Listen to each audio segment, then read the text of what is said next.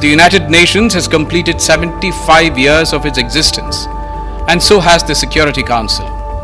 India comes into the Security Council as the largest democracy, representing 1/6 of humanity, and with a very strong commitment to reformed multilateralism, rule of law, a fair and equitable international system, and to peace, security and development.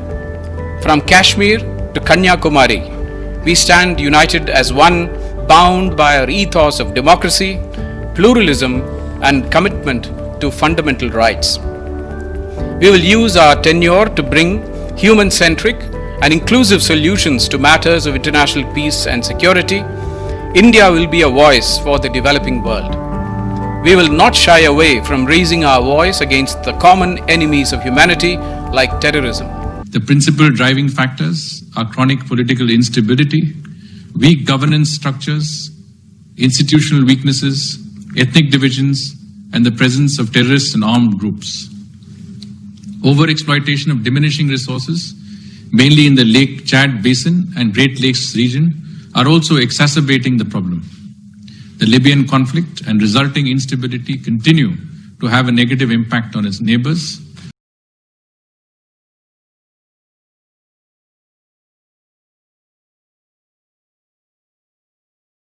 Today's debate provides an opportunity to reflect on fragile situations, particularly in the African continent. In this context, I would make the following observations.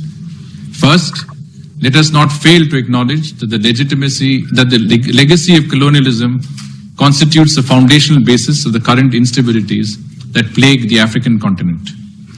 Second, we should not paint all fragility issues with the same brush. We are primarily concerned with situations directly affecting the maintenance of international peace and security. Third, full respect for national ownership can never be overemphasized. We should recognize the primacy of national governments and national ownership in identifying and driving priorities, strategies, and activities for sustaining peace.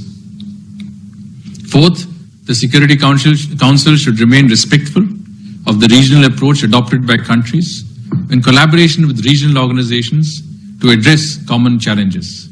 The African Union has a leadership role to play in consolidating peace and post-conflict reconstruction in Africa.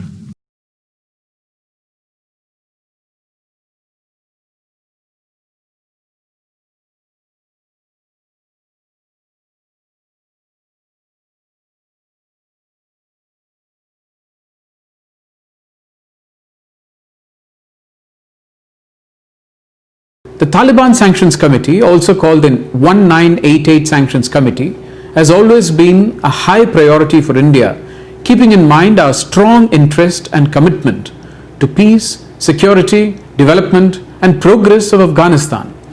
Our chairing this committee at this juncture will help keep the focus on the presence of terrorists and their sponsors threatening the peace process in Afghanistan.